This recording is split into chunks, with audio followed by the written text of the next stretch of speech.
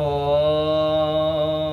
स्वस्ति पंथामनुचरेम सूर्या चंद्रमसा विवे पुनर्दत्ता घ्नता जानता संगमे मही। सजनों, मैं स्वामी यशवीर महाराज यूट्यूब चैनल वैदिक चेतना में आप सभी का स्वागत करता हूँ। सजनों, आज 23 जुलाई है। आज के दिन उस क्रांतिकारी नौजवान का जन्म हुआ जिसने अंग्रेजी शासन में कहा था, दुश्मन की गोलियों का सामना करेंगे, दुश्मन की गोलियों का सामना करेंगे, आजाद ही रहे हैं, आजाद ही रहेंगे। सजनों, उस क्रांतिकारी नौजवान का नाम था चंद्रशेखर आजाद। चंद्रशेखर आजाद का जन्म 23 जुलाई सन 1906 ईस्वी को मध्य प्रदेश के जनपद झाबुआ के भावरा ग्राम में हुआ था और इनकी माता का नाम था जगरानी देवी और पिताजी पंडित सीताराम तिवारी थे। चंद्रशेखर का बचपन का नाम चंद्रशेखर तिवारी था। इन्हें तीरंदाजी, मलखंभ, तलवार चलाना, व्यायाम करना, कुश्ती करना बचपन में बड़ा शौक था। इनके पिताजी का विचार था कि चंद्रशेखर उच्च शिक्षा प्राप्त करे और ये विचार करके इनके पिताजी ने इनको काशी की संस्कृत पाठशाला में पढ़ने के लिए भेज दिया। चंद्रशेखर वहां संस्कृत पढ़ने के साथ साथ क्रांतिकारी आयोजनों में भी भाग लेते रहे, क्योंकि उस समय काशी जहां शिक्षा के लिए प्रसिद्ध थी, वहीं अंग्रेजी शासन के खिलाफ आंदोलनकारियों का एक विशेष गढ़ भी था। तो वहां पढ़ते समय चंद्रशेखर आजाद के ऊपर भी क्रांतिकारी विचारों का प्रभाव पड़ा और ये पढ़ने के साथ साथ देश की आजादी के लिए जो आयोजन होते थे उसमें भी भाग लेते रहे। उसी समय पंजाब के अंदर एक बहुत बड़ी घटना हो जाती है। सन 1919 ईस्वी में पंजाब के जलियांवाला बाग में जो क्रांतिकारियों की सभा हो रही थी, उन क्रांतिकारी लोगों के ऊपर अंग्रेज अधिकारी डायर ने पुलिस ले जाकर गोलियां चलवा दी और उसमें बहुत बड़ी संख्या में क्रांतिकारी मारे गए और जख्मी हो गए। और जब यह घटना समाचार पत्रों में आई और यह घटना चंद्रशेखर आजाद ने भी पढ़ी, तो चंद्रशेखर आजाद का जीवन क्रांति के मार्ग पर आ गया। तो चंद्रशेखर आजाद क्रांति के कार्यों में बढ़ चढ़ करके भाग लेने लगे। एक बार जिस संस्कृत विद्यालय में चंद्रशेखर आजाद शिक्षा प्राप्त कर रहे थे, वहां के कितने ही विद्यार्थियों को अंग्रेजों ने कैद कर लिया और कैद होने वालों में चंद्रशेखर आजाद भी थे। लेकिन चंद्रशेखर आजाद सभी छात्रों में सबसे छोटे थे, कम आयु के थे। सभी छात्रों को अंग्रेजी शासन में भारी सजा मिली, लेकिन चंद्रशेखर कम आयु के थे तो इनको केवल 15 कोड़े की सजा सुनाई। और जब कोड़े पड़ रहे थे तो आज करके कोड़े नहीं थे, वो तो उस समय के ऐसे कोड़े थे, हर कोड़े के साथ शरीर की खाल उतर जाती थी। लेकिन चंद्रशेखर के ऊपर जब कोड़े पड़ रहे हैं, चंद्रशेखर आजाद प्रत्येक कोड़े के साथ भारत माता की जय बोल रहा है, वंदे मातरम की जय बोल रहा है। 15 कोड़े लगने के बाद इनको छोड़ दिया गया। लेकिन फिर चंद्रशेखर क्रांतिकारी कार्यों में बढ़ चढ़ करके भाग लेने लगे और राजगुरु सुखदेव, भगत सिंह, राम प्रसाद बिस्मिल, अशफाक उल्लाह जैसे क्रांतिकारी इनके साथ मिल गए और सब ने मिलकर के देश की आजादी के लिए काम करना प्रारंभ कर दिया। और देश की आजादी के लिए वो काम किया कि अंग्रेजी शासन हिल गया।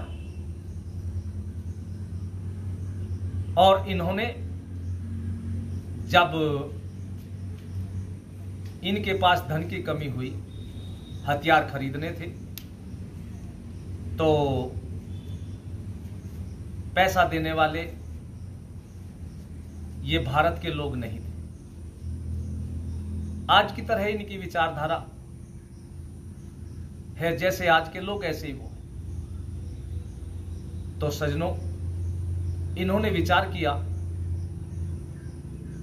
कि रेल में सरकारी खजाना जाता है, वो खजाना भी तो अपना ही है, क्यों न सरकारी खजानों को लूट लिया जाए और उससे फिर हथियार खरीद करके अंग्रेजी शासन के विरुद्ध संघर्ष किया जाए।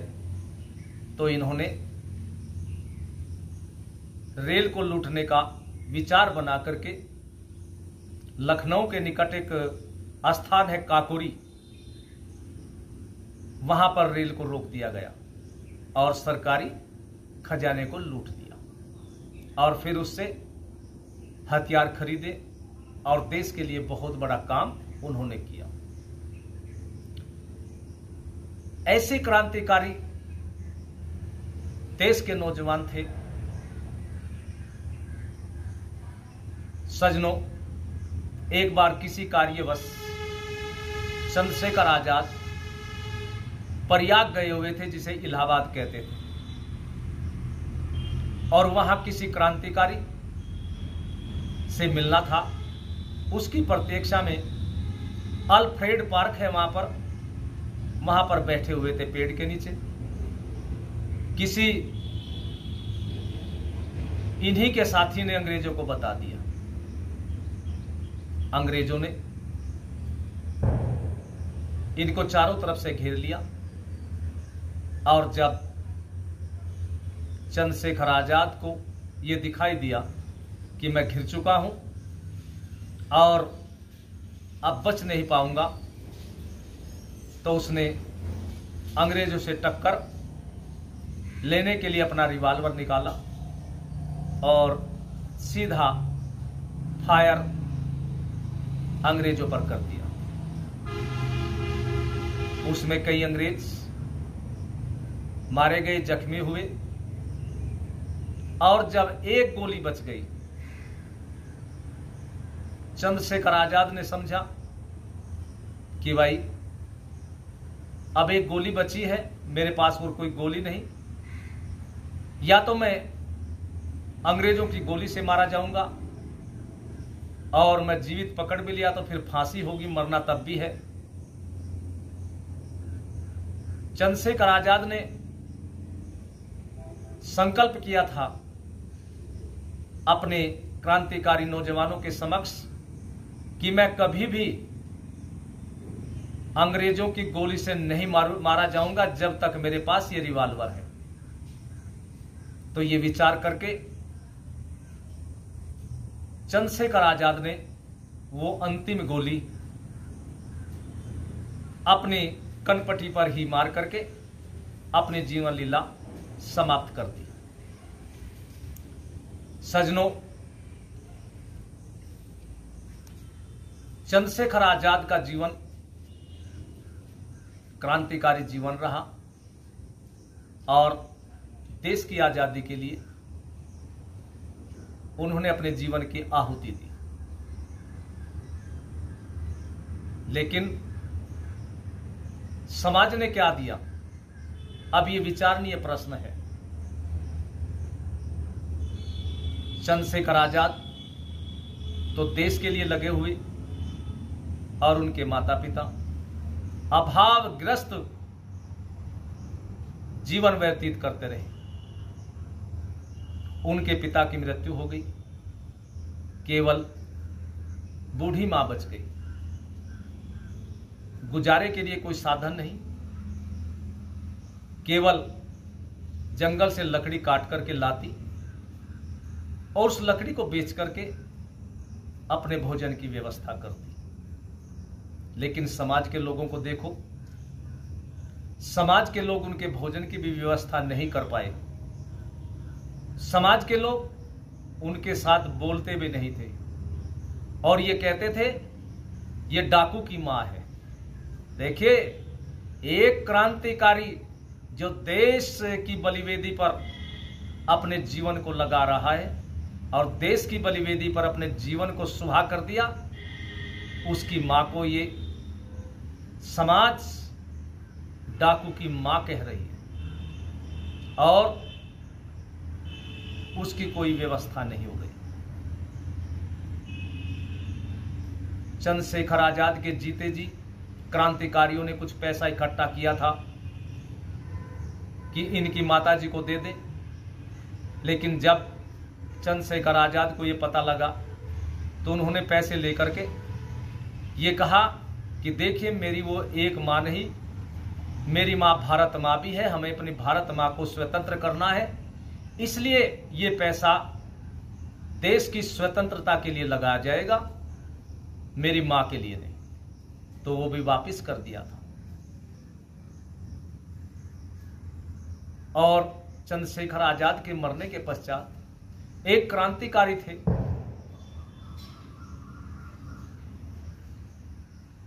उन्हें जब ये मालूम हुआ कि चंद्रशेखर आजाद की माताजी बड़े ही दयनीय स्थिति में, बड़ी अभावग्रस्त में जीवन व्यतीत कर रही है और उन्हें कोई सहारा देने वाला भी नहीं है, तो उन्होंने सोचा, अरे वो चंद्रशेखर आजाद की मां नहीं, वो हमारी भी मां है। इसलिए वो उनको झांसी ले आए और उस क्रांतिकारी का नाम था सदाशिवराव। सदाशिवराव उनको झांसी में ला करके उन्होंने उनकी सेवा की और कुछ वर्षों के पश्चात चंद्रशेखर आजाद की माताजी का देहांत हो गया। झांसी के लोगों ने झांसी के अंदर उनकी मूर्ति लगाने का विचार किया और मूर्ति बना ली। लेकिन उस समय की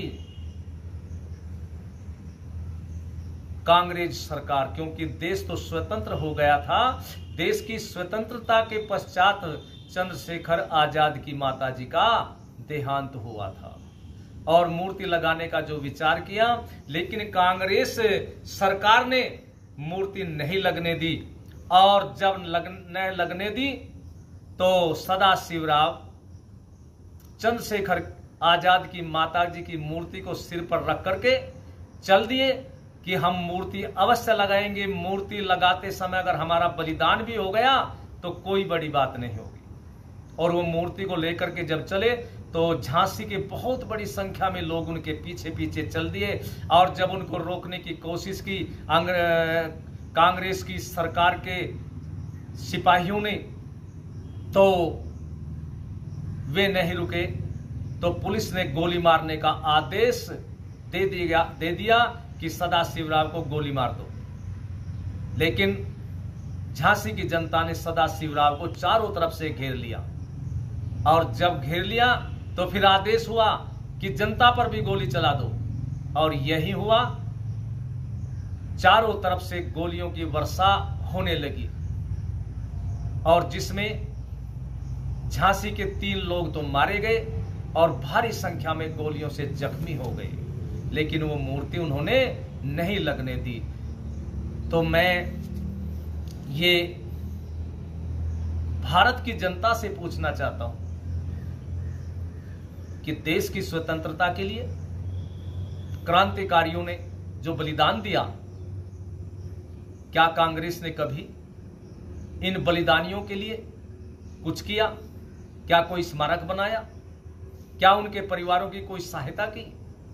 नहीं की, बल्कि उनके साथ में इतना अत्याचार अवश्य किया कि उन क्रांतिकारियों को आतंकवादी कह करके छात्रों को पढ़ाया जाने लगा। तो सज्जनों, क्या इस देश में नेहरू, इंदिरा गांधी और राजीव गांधी ही रह गए थे, जो सड़कों के नाम भी इनके नाम पर, स्मारक भी विद्यालयों के, चाहे हवाई जहाज के अड्डे हों या दूसरे वाहन के अड्डे हों, सब इनके नाम से बनाए गए, और उन क्रांतिकारियों के लिए कुछ नहीं हुआ। तो सज्जनों, बस मेरा तो आप लोगों से एक संदेश है कि कांग्रेस ने जो कुछ किया सो किया, उनकी करनी उनके सामने। ये तो आज सज्जनों, ये तो देश का सौभाग्य है कि आज इस देश पर